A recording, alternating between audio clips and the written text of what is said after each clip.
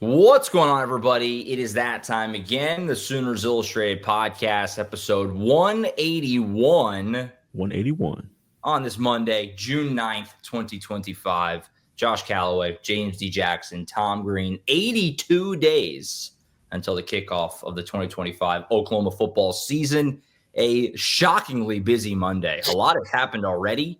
Oklahoma picked up a commit. They picked up one last night as well after a big recruiting weekend.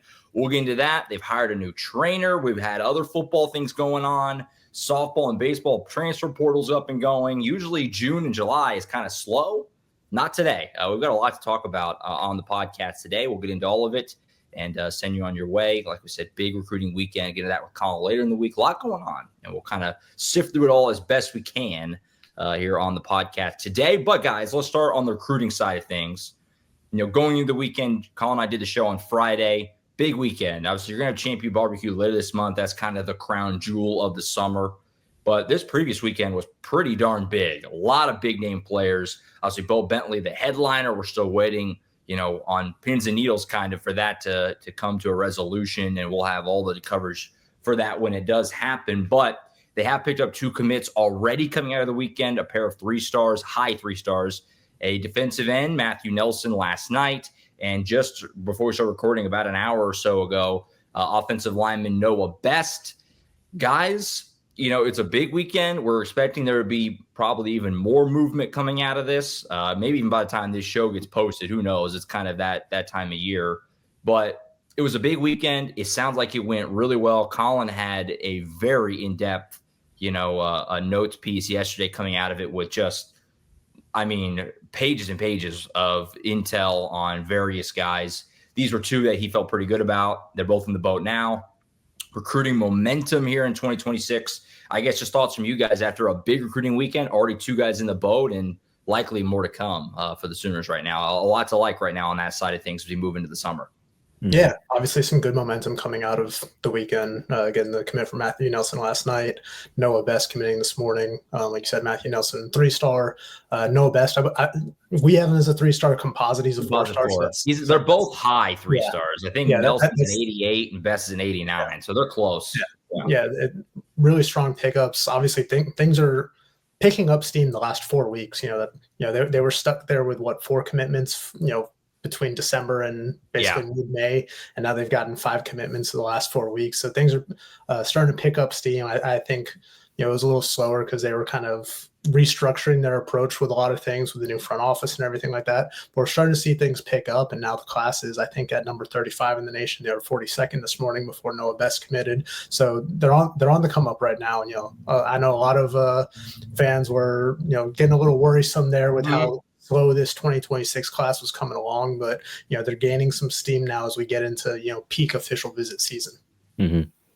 Yeah, and Matthew Nelson is a guy I kind of mentioned in a little story that I was writing about Dallas Dickerson actually, and I just mentioned that Nelson had a Champion Barbecue visit lined up, but I was hearing that they were going to have a little earlier situation for him as well, and that happened to be this weekend, and he got out there and had a really, really good time, and now he's committed to OU. Now this is a really good pickup, for the Sooners, but just because of his skill set and his athletic ability, which is what kind of had, OU really liking him, especially Miguel Chavis, who's been leading the charge for him overall throughout this entire thing. So it's just a really good pickup for them overall. He seems to really like Chavis. I spoke to him a little bit on Twitter and things like that, but that's pretty much where I've been with him. And Noah Best, I talked to him earlier this year about just what he thought about Oklahoma and how well it was going. And he said he really likes the freshman class and how they were interacting with the younger guys and the people that were on campus. So I saw really good things from Noah Best as well. Heard some good things about him. He said Ryan Foje was a guy that he spoke to a lot, during his visit at that time. So it's good that Oklahoma has picked these two guys up. Seems to be two guys that really like Oklahoma, and that's all you can really ask for when you get that. Yeah, I was going to say, we've talked about the offensive line and kind of how they recruited there in previous years, and a little bit weak on the interior. But you look at these last couple classes now, getting guys like Ryan Foje, Owen Hollenbeck. Obviously, you still have Hito Zaida for a few more years. Daniel Akinkunmi, and now you have Will Conroy and Noah Best in this 2026 class, both interior offensive linemen. So you're building those numbers back up to get where you need to be. Mm-hmm. Yeah, both guys here with a lot of upside. The Nelson recruitment, we talked about it with Colin last week, really rapid. I mean, it was kind of like he visited and then he was back all of a sudden in a very quick turnaround, which is always a good sign, coming back that quick. And then it was boom, last night, done. This is something that these two parties, I think, kind of fell in love with each other pretty quick. Noah Best, a guy that's been on the radar for a while, a name that's come up several times, over the last however many months on the show, either talking to Colin or just on obviously on the website, Sooners Illustrated. So, yeah, I mean, it was a great weekend, it sounds like, by all accounts. A lot of progress, a lot of high priority targets and names and positions.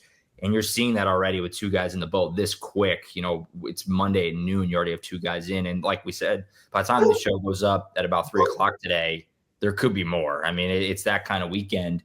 And to Tom's point, Colin, I did a show whenever that was, a month ago or so. It had been over 100 days since Oklahoma had a commit. I mean, it had been that long, 3+ months without any additions. And fans were definitely getting antsy, and fairly so, of saying, what's happening in 2026? They're getting hot. They're getting hot. They picked up a lot of guys here recently. More are expected. You still have Champion Barbecue sitting out there, which is always a big weekend for you too, here coming up later this month.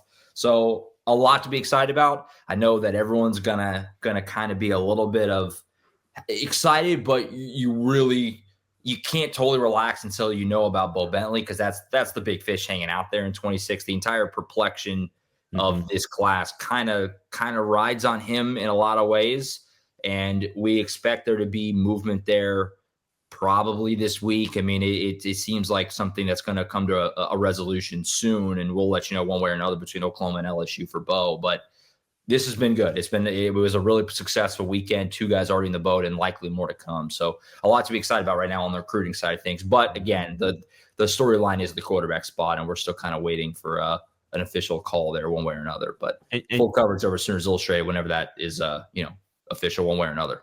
And you mentioned the Matthew Nelson situation. Like, he didn't get his offer until May 6th, right? That's what I'm saying. Like, it was so fast. It's fast, man. Yeah. They did a really good job with him and really, selling him on Oklahoma. So that's a really good deal for Miguel Chavis.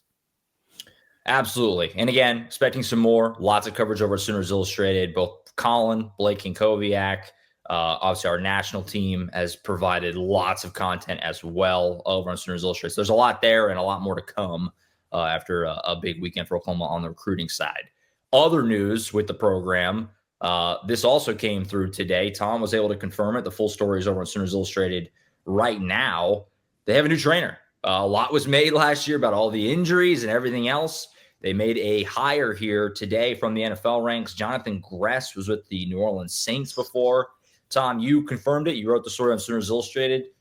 They needed, this. I mean, this is kind of one of those weird things because, it was a conversation all last year. Like, what is up with the injuries? Why are guys never able to come back? And Brent Venables, in a roundabout way, kind of said a few times, like, this will be looked at. This will be addressed before next season. What's kind of your sense of what this hire means? And I guess your thoughts in general on bringing this in and making a move here.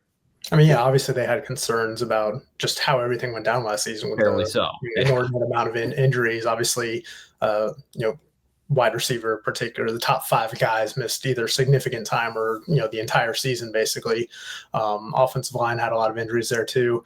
But, it was something that Brent Venables kind of hinted at a couple weeks ago down at SEC spring meetings in Destin, saying that they were in the process of, identifying some new leadership on the medical front there. And now we know who it is. Jonathan Gress, a Norman native, who's got a master's degree, I believe a master's in physical therapy from Oklahoma, and another master's degree from Texas Tech. After that, he spent 4 years at Arizona as an athletic trainer and physical therapist, then made the jump to the NFL, spent some time with the Miami Dolphins in a similar role, and in the last 7 years with the New Orleans Saints, the first one, I think, as an assistant athletic trainer and physical therapist, and the last 6 as, the franchise's director of rehabilitation. So he's got a lot of NFL experience, obviously has Oklahoma roots. He's a guy who's, familiar with the program, probably from afar and, just from obviously going to school there. So But it's hard to gauge like what makes a good hire here.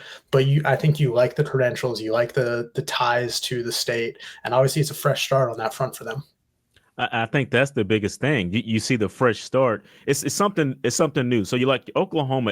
Everything that I guess everybody was complaining about with the Sooners last year was the training situation where all the guys were getting hurt, the offensive line, which was having a very bad season overall, and it seems like they've gone out and tried to fix a lot of those things. Even the quarterback situation last year as well. They've gone out and done these things, and I guess they're hearing it and making note that they're doing something about it. And you're seeing that now, especially with this trainer. That's another piece to the pie that they've been trying to fix since last year. So it's a good sign for Oklahoma to keep moving forward, really trying to attack the situations in the areas that they struggled with last season, which is going to help them this year.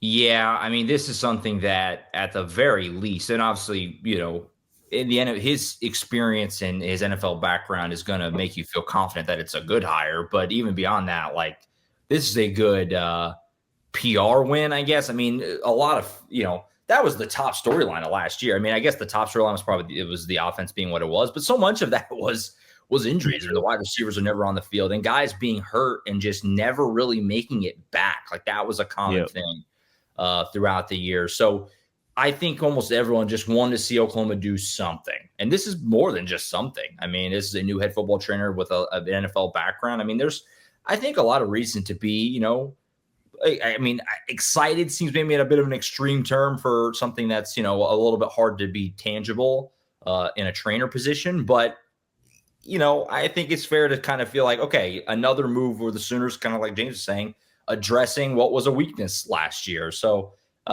yeah, I mean, something that they needed to look at. Brett Venables said they would, and he backed it up with, a pretty notable hire here. Yeah.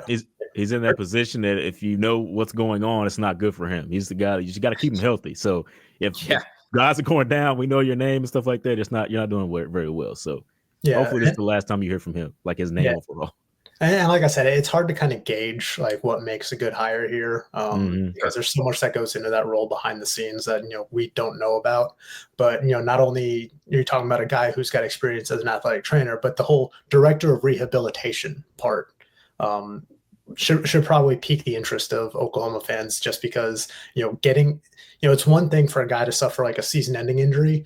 It's another for one to have like Deion Burks with he had a soft tissue injury, but he was sidelined for however long. Like, the rehabilitation process is a very important role in the whole training aspect of it there. So we'll see how it goes. It's obviously been a very busy offseason behind the scenes, just building out the front office, getting some new leadership in the medical space there. But the program seems to be taking the steps to get to where it needs to be to compete on all these fronts in the current landscape. Yeah, and you hit the nail on the head there, Tom. Obviously the volume of injuries was certainly something, but the return to play was something that was very notable. And guys, sometimes, we talked about it where Andrew Anthony comes back in the opener, doesn't look right, and then you won't see him again the rest of the year. Nick Anderson, kind of coming back. Was it Tennessee when he came back? And then we saw him for like a few snaps. Like, that sort of thing was kind of the layer behind, the number of injuries jumps out, but then that part of it, you'd like to see improve a lot for Oklahoma, and maybe it does. Hopefully it does for Oklahoma's sake with the hire here. More news. It's just been a busy last couple of days. The House settlement has been approved. Revenue sharing is now a thing. I feel like a moron every time I talk about this because it's confusing. Tom, you're a smart guy. Put this in simplest terms as you can. Basically, colleges can pay teams directly. Revenue sharing is a lot. We've been kind of talking about this. Has been one of those things that's been hanging out there forever. We mentioned it on the show in passing here and there. It got approved though, and starting I think July 1st, right? It can be a thing, and colleges can just literally pay players directly. Now, Joe Castiglione kind of put out a statement. I mean, he was on social media. Statement maybe is a bit extreme. Basically saying Oklahoma's going to try and embrace this. Sounds like you kind of have to if you want to keep up with everyone. Tom, again, in layman's terms, you had the story on Sooners Illustrated, and you're hoping to learn more, Board of Regents meeting next week and things like that. But just what does it mean, if anything, for you and Oklahoma in particular, obviously? Yeah, I mean, there's a lot of layers to it, and there's a lot of, national reporters who are much more in the weeds into all of this. But it's something that we've kind of been expecting for a while. This House settlement, basically an antitrust lawsuit that's been settled, and programs for this first year are going to be able to share revenue with student athletes up to 20.5 million, I believe, this first year, and then there'll be I believe it's like 4% increases annually through the next like 10 years, I believe. Mhm. But Joe Castiglione, said in his statement on social media, the string of tweets that he put out there, that Oklahoma plans to share the maximum allowable revenue with its student athletes this year. So that's going to be 20.5 million spread across 21 athletics teams. Obviously, the bulk of that is going to go to football, men's basketball, and then women's basketball. I imagine at Oklahoma, teams like softball and women's gymnastics are going to get kind of a bigger slice of the pie than they would at a lot of other programs, but it still Sure. isn't going to be like a masterful chunk or anything like that. I'm curious to see kind of like what the splits are going to be. And that's, something, if we get to talk to Joe C this week down at the Board of Regents meeting, that I'd like to find out a little bit more about. But he also said, Oklahoma's going to increase scholarships available for his student athletes. Obviously football is going from 85 scholarships to 105 maximum players on your roster there. They're being able to grandfather in players that were already on the roster for now to kind of exceed that 105 player limit for the time being. Basketball is going to 15 scholarships. Baseball's going from 11.7 scholarships to spread across the whole team to 34 full scholarships. So Yeah, massive it's going to be really big massive for difference. sports like baseball, where you can get these players a full scholarship. And then on top of that, this is just what schools are going to be paying. There's still going to be NIL deals, and that's where some complications I think are going to come in, because there's going to be a third party kind of arbiter to determine the fairness of deals in excess of $600. I feel like there's going to be a lot of mess there. Probably some lawsuits coming at some point. I'm sure there's going to be some Title IX lawsuits coming too, just in terms of all that. So I don't think this fixes anything, but it is a step into this new world of what we're looking at with revenue sharing, where players are getting a healthier chunk of the pie. And you got to think that if they're going to pay athletes directly, we're going to start getting actual numbers on, maybe who's getting paid what, the exact number your quarterback Possibly. is getting paid, the exact number your running back is getting paid. And that, that'll kind of help some things. And then, like you said, the NIL regulation, it's not going to work out, probably fairly quickly, but I bet that's something that they're working on down the line, where they can you really know who's getting what, and you can have maybe a cap. Maybe a cap could, be something that helps out, college football as a whole. And keep everybody on a level playing field. Mm-hmm. Yeah, that's one of the things I've really been curious about. Like James mentioned, is like, because these schools are going to be paying these players directly, are we going to get some of these numbers a little bit more firmed up, at least on the rev share front? I still think there's going to be other NIL numbers that we're not going to know, but because it is for most of these programs, a public institution making a payment to a player, is that going to be something that is requestable by public records, like a coach's contract is? Yeah. So I'm curious to see how that plays out, and whether we are able to get some of these numbers and get a better idea of, I guess, at least how the program values certain positions and certain players. But that's just like, something for our knowledge as far as the players go. I mean, 20.5 million shared across all those sports. It's a lot of money. So we'll see how it works out. I'm sure there's going to be a lot more to come from this, but yeah.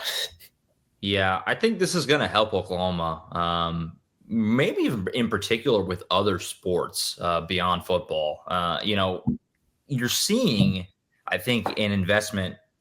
Oklahoma's having a nice portal run in general, beyond football. Obviously, you get guys like John Mateer and Jay Knott, but it was a great portal cycle for men's hoops. Softball's off to a good start. We're going to get to that in a minute. Baseball's off to a great start. Like, there's some movement here. Oklahoma has gotten kind of their ducks in a row a little bit better than maybe they've had previously. You kind of throw this in there, it's only going to help, again, in particular in my mind, with the other sports, having that ability to just kind of throw a little bit your way at a baseball guy or a softball pitcher, like, things that maybe you wouldn't really been able to do before. I think it's going to help Oklahoma in the long run. We'll see. I don't think anybody really knows how it's going to look overall. This is such a new thing completely. And like I said, I'm not going to pretend to know all the ins and outs of every single layer to this, but it's kind of wild. And it's something that's kind of been hanging out there for a while. And we talked about it, we kind of mentioned it here and there, and it got approved. And we'll see how it looks when the season comes. And yeah, again, do we get actual hard numbers on what some of these guys are being paid directly by the school? Like that'll be really interesting. And does it make a contract sort of system a little more tenable? People talk about that, like signing guy to like a 2-year contract. Like you can't just portal out every year. Is that something that comes a little more into picture? Like there's a lot of layers and wrinkles to this stuff, and it's a lot. It's a lot to digest. I kind of just want to get back to games and worry about that, because this stuff makes me feel very stupid. As far as actual games, somewhat, or the actual on the field stuff, one last thing on football before we shift over to some diamond sports that are off to good starts in the portal. We're moving into summer. Obviously, school has been over for a few weeks now. We're getting into the real heart of Schmitty season. Obviously, OU football has put out some pictures and stuff like that of, guys in the weight room and things of that nature. But we're getting into the real meat and potatoes of like the summer. Now, obviously, Schmitty has 2 seasons. He has the winter, right after the end of the season before spring ball, and he has now in the summer. And this is where it's really brutal. The tales of Schmitty summers are legendary. Guys out there, it just sounds like the most difficult thing in the world out in the heat of the summer, whipping guys into shape. I just was kind of curious. It's almost kind of like a fun convo as in the summer. Is there some guys in your mind for you that like the summer is in particularly important for, whether it's kind of what I was referring to, like Schmitty season, like conditioning and putting on weight, or even just putting in extra work? Like who needs to take advantage of their summer? Which is kind of a hard question, but can kind of be taken a lot of different ways. Is there anyone that sticks out for you guys on that front? I think there's a couple for me that kind of stand out, one on offense and one on defense, and they're both kind of different approaches to it. Offensively, I'm going to go with Jaden Ott just because he is that new piece. One. Yeah. Obviously, he's a very talented player. Like he's proven what he's capable of, but how quickly he can pick up, Ben Arbuckle's offense, get on the same page with John Mateer, especially his ability as a pass catcher out of the backfield, understanding the protections necessary at the running back position. So I think these next few months are going to be very important for him as he gets acclimated, because, we all expect him to kind of be that lead back going into this season. And then defensively, I'm going to go with Jacoby Johnson. He's a guy who, Brent Venables has praised for the spring that he had. Obviously, this is the kind of the first full season that he's been able to focus solely back on playing only cornerback, because remember last year he was kind of part-time wide receiver because of all the issues that they had there at that position. So a guy who is, probably the most athletic player on this entire roster, kind of being able to hone his skill and learn that cornerback position, fill out a little bit more because he is a big corner, and they need that little bit of extra depth there, along with Eli Bowen and Gentry Williams. If he can be that third corner for them, I think that would be huge for just the overall improvement of that pass defense from last year. Mm-hmm. See, here I was thinking I was going to have the sneaky pick coming into this with Jacoby Johnson, and Tom just goes right to him. So Tom's got that one. I mean, I guess I'll go like with Kip Lewis, maybe because we saw some weight put on for him in this not past a bad spring. One. Yeah, a lot of weight was put on. I'm curious to see how he carries that into the summer part of this, or into the actual season part of this. Is it going to keep on that weight, try to tone it up, some things like that? And obviously, the role's a lot bigger for him now as well. He's got to figure all that stuff out and really hone in that, the leadership parts of the role himself. So it's a lot going on with him. So I think Kip Lewis could be another good one to watch out for as well. For sure. I agree with all 3 of those picks. I do have a couple more, one on each side of the ball. Jermichael Carter for me, kind of similar to what Tom was saying with Jay Knott. Brent Venables likes Jermichael Carter. We talked about that with what he kind of said about him at SEC spring meetings. It sounds like they think that he could be a guy for them, and that's always tough though, coming in the summer, new quarterback. Like he needs to take advantage of this time.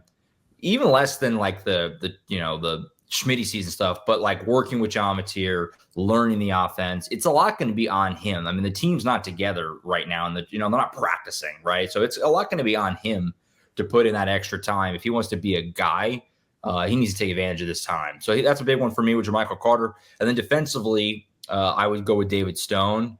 We all thought he looked awesome in the spring. Keep it up. I think Oklahoma, the best version of this Oklahoma defense, we talk about how good that defensive line is going to be. But if David Stone can kind of start to really step into a big-time role, again, we all thought he looked awesome in the spring. This will be a big summer for him going into year 2. I think that there's a chance that he could really make another big step forward going into fall camp and really be ready to be a force on this defense. So he's a big one for me on the defensive side as well. So that's a couple for me. Yeah, and really, you can make an argument for all the post-spring transfer portal guys, really. Yeah, I like that Jermichael Carter pick, especially because after he committed, I kind of looked into what he did this past season at McNeese, and the area of the field that he was most efficient at was kind of between the numbers in that 10 to 20 yards downfield, and that's also an area where John Mateer was really good last year at Washington State. So if he can be, again, we don't know like how big of a role he's going to have, and like, especially once everybody's healthy, once you get the Gibsons back and everybody's good to go, like where he kind of fits in. But if he can kind of step in as a complementary piece there and be that reliable, chain mover like we talked about before, I think he has a chance to, have a nice role coming in here for Oklahoma.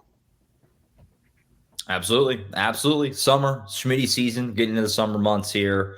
It feels like it's going to be a hot summer, too. It's going to be an extra brutal summer, maybe. Hopefully not like two summers ago where it was just over 100 every single day. But who knows? You never know. It's Oklahoma. You never know. It's been raining every day, actually, lately.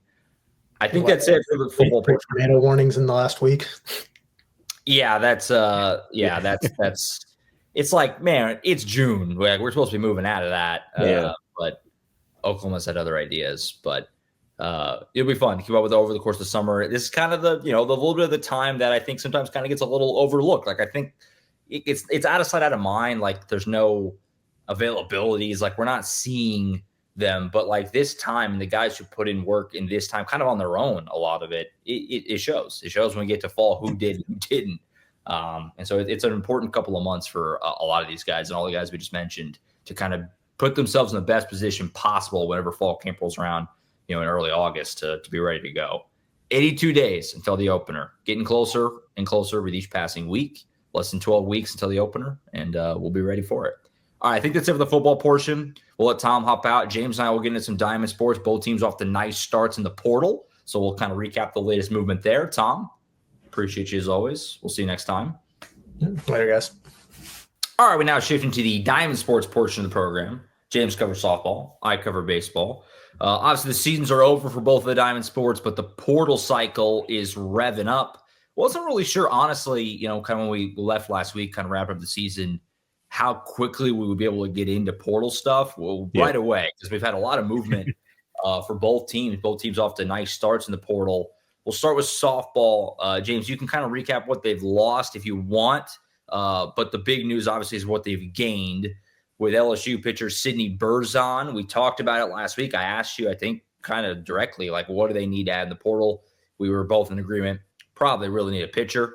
And Sydney Berzon comes in. She's pitched a lot for LSU. Like, she's a veteran arm. Career innings, I just had it, 486 career innings with LSU. That is not a low number. Over 3 seasons, 52-25 career record the last 3 years, 2.02 ERA. So obviously has pitched a lot of innings in the SEC and at a high level. James, in your mind here, what kind of an addition is this? Is this like the number one in your mind potentially into next year? I guess kind of put it into context. What this addition means. It seems on paper like a pretty darn good one, though, for Oklahoma to go in the SEC and pull a really good pitcher from a good program in LSU. This is the big splash they needed as of right now. Like on paper, she is the number one. Based on her production that you just mentioned, based on her skill sets and what she could bring to Oklahoma, and really how she fits Oklahoma's defensive unit, which is an article I have coming out here in a couple of minutes.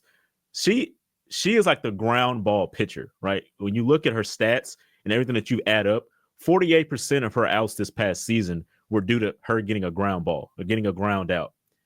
The good thing about that is Oklahoma probably has the top infield in the country returning with a Gold Glover, an All-American, and an All-SEC first teamer in the infield. So, like, if that's her strategy, that's the recipe for success for Oklahoma. And like you said, coming back from what Sam Landry had done, where she pitched so many innings for Oklahoma, they have a pitcher now that's already used to having that type of, production and that usage rate. Sure. And against SEC opponents. So this is a very good pickup for them overall because all the different aspects of it, but also how she fits this defensive unit and her style of play. It just fits Oklahoma and what they want to do overall. And if it has to just be her, she's okay with that. If they actually get another one like Audrey Lara, if she develops, and Sophia Bordy comes back and really develops, some of the players that got coming in like Alyssa Parker, who I'm very high on. A player that's coming out of the state of Oklahoma and what she's done in her high school career. There's other options there, but if she's the only one that transpires and becomes the one that you really need, she can do that. And that's what Oklahoma needed at this time. You lock it up very quickly. You know what you're going to get, so you're here now. Yeah, I mean, we knew two things. They needed a pitcher, and that Oklahoma is a destination for pitchers, for transfer pitchers. I mean, whenever a high-end pitcher hits the market, Oklahoma is always going to be A, in the mix, and B, one of the preferred landing spots for the player. I mean, they've done it every single year. They just did it with Sam Landry. It was Kelly Maxwell before that. It was, you go back transfer to transfer of arms that come in every year. Alex Sirocco before that. Like it's kind of an every year thing. Like whoever one of the top pitchers on the market is, Oklahoma is going to make a push for, and they're probably going to get like that. That's the way it goes for them as they continue to churn through. They needed it, and they went and they got it here with Berzon. Now, I'm curious if they add another one or if they're going to just roll with what they have coming in. Like you said, they have a lot of young arms that they're excited about. But this was, it seems on paper like a perfect fit for both parties. She stays in the SEC, a conference she's familiar with, gets to learn from Jen Rocha and pitch for the premier program that there is in the sport. And Oklahoma gets potentially, probably their ace to replace Sam Landry. I mean, it's just kind of a no-brainer for both, really, it feels like. So great get here for OU softball and Patty Gasso, for sure. The two names that I kind of was thinking was Sydney Berzon or UCLA's Caitlin Terry. She's also a very highly touted pitcher. They're kind of like 1-2 of the top pitchers in the transfer portal, depending on what site you look at. Those are the arms I really thought OU was going to go after because Terry is a left-hander. And that would have been really, really good for OU to have on staff. But I've been looking at, Berzon over this time and trying to figure out what makes her good. Like I said, with the ground balls, but you look at how many pitches she threw last year, 2,275 pitches. She had 1,440 strikes.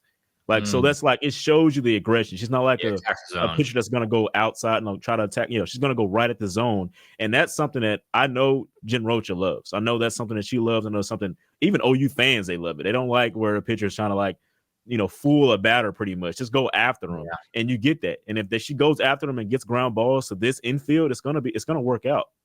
For sure. And she pitched against Oklahoma in the SEC tournament. So Patty Gasso and Jen Rocha, the staff, they all got a look at her in firsthand, in person. And obviously like what they saw as they bring her in. As far as the departures, I mean, is there anything there that is of note to you as far as the players that have moved on? I know there's been a handful of players that have hopped in. Anything there that you wanted to touch on? There hasn't been any that I think are going to necessarily hurt overall. Now, not to disrespect those players, but I think they were all told, "Hey, you're going to have a limited role again this year with the players." Like Oklahoma has a top class coming in, so they have some really good players coming in, along with all the players they have on this roster that they're going to keep. So that's one of the big differences from this year and last year. Last year, Oklahoma graduated 10 seniors, and all of them pretty much were played on the squad. They're very much a part of that 4 national championships. This past season, you got all these freshmen, underclassmen, and you only have 2 players that are graduating that had high usage rates with Sydney Sanders and Sam Landry. The other one was Isabella Smith, who was also a pitcher, but she saw limited action throughout the season. And so Oklahoma's going to have all those players coming back, like I said, with already a talented infield and a really talented outfield. There's not a lot you need. So some of those players were going to be like told, hey, it's going to be a limited role for you again. If you want to transfer out, I think you should probably make that move. And I think that's what's happening here, because a lot of them, like Hannah Core, Maya Bland, Corey Hicks, the catcher, freshman catcher, they just won't necessarily have the opportunity I think they're wanting in college softball career. And I think that's the only reason they are leaving the program at this point in time. For sure. So good start to the portal for OU softball. We'll continue to keep an eye on what else they can add if they do. And we'll obviously, I'm sure, get into it on the show as needed. But James, off the coverage over as soon as illustrated. Great start in the portal. They went immediately. I mean, the portal, the season just ended. Boom, ace for next year. Yep. There you go. So nice start to the portal cycle for softball. As for baseball, good start there as well. Friday. It was all on Friday. It was a busy Friday night for OU baseball. Skip Johnson and the staff. 3 transfers all on Friday evening. It was a busy evening. I only saw one lookie here. That's what I'm mad about. He got one he of was them. Dropping the lookie here's everywhere. He was knocking them out. 3 good pickups. I'll run through them real quick, kind of wrap it up. UNLV right-hander LJ Mercurius. He had a 3.57 ERA last year, 58 Ks in 53 innings. His younger brother is committed to OU at high school. So once he hopped in the portal, that was immediately a name like, oh, this could be something. Got an electric arm.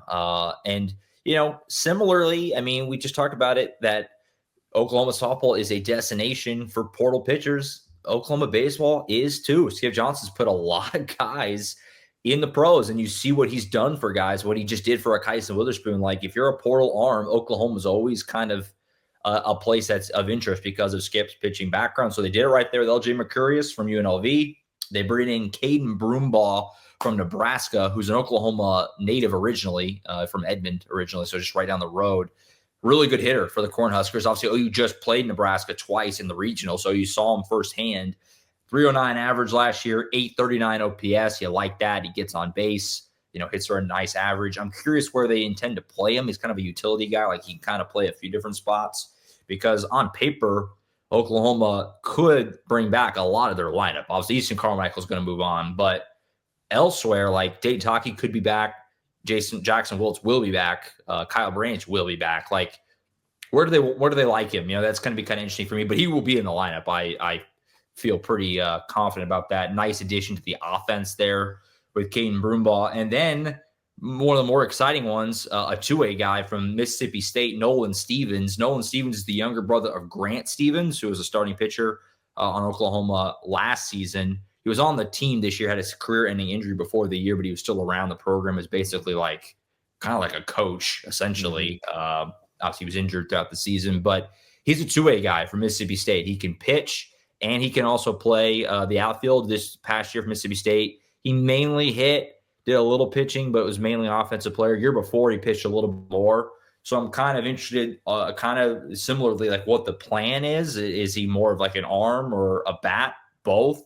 He can definitely do both, though. I mean, he's got an electric arm as well, but he can swing the stick. Also had a nice year offensively for the Bulldogs. So 3 pickups here that I all think will help right away. I think Mercurius has got a great chance to be a weekend guy for you. Obviously, it's hard to know totally because we don't know. Like, Kyson Witherspoon is going to be a top 10 pick. Like, he's gone.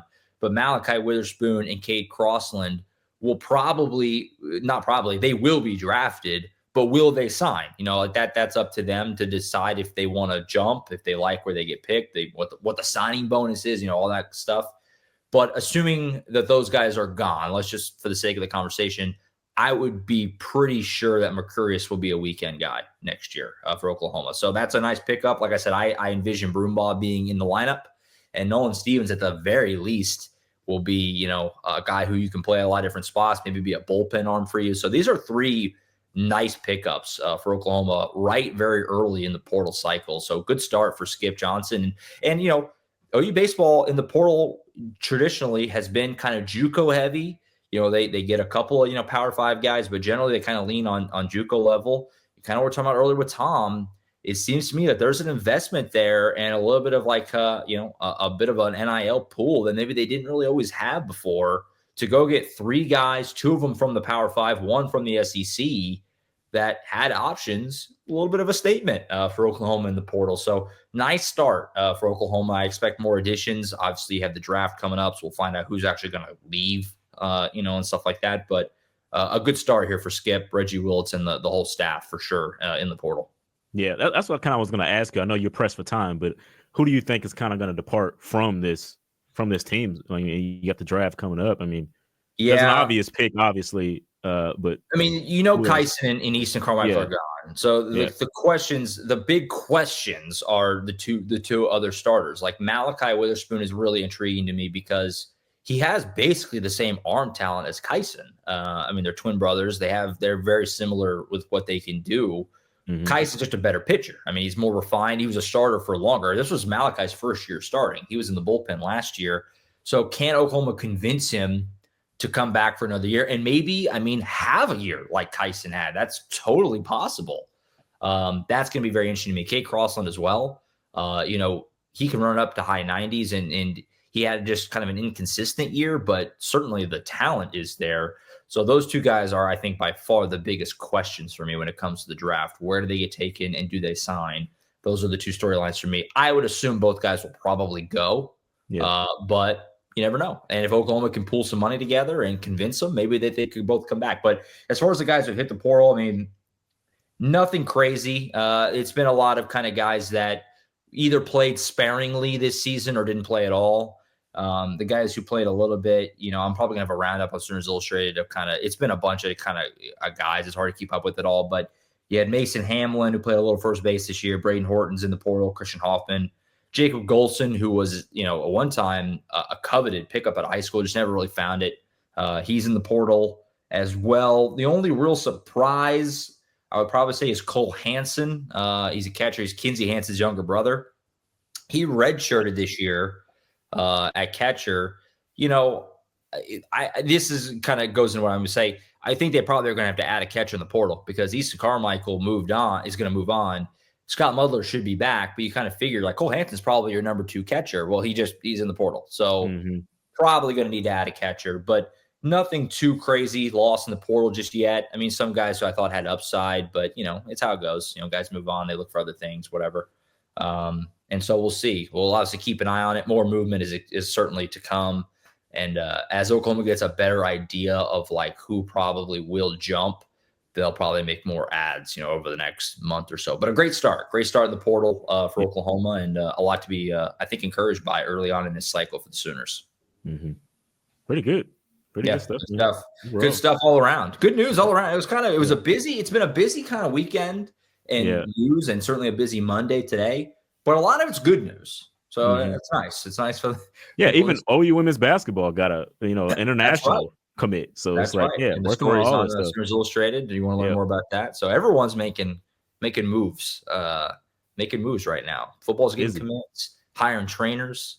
Diamond Sports are making portal pickups. Hoops. It's kind of everyone's getting in on the phone right now. So good vibes around here in Oklahoma.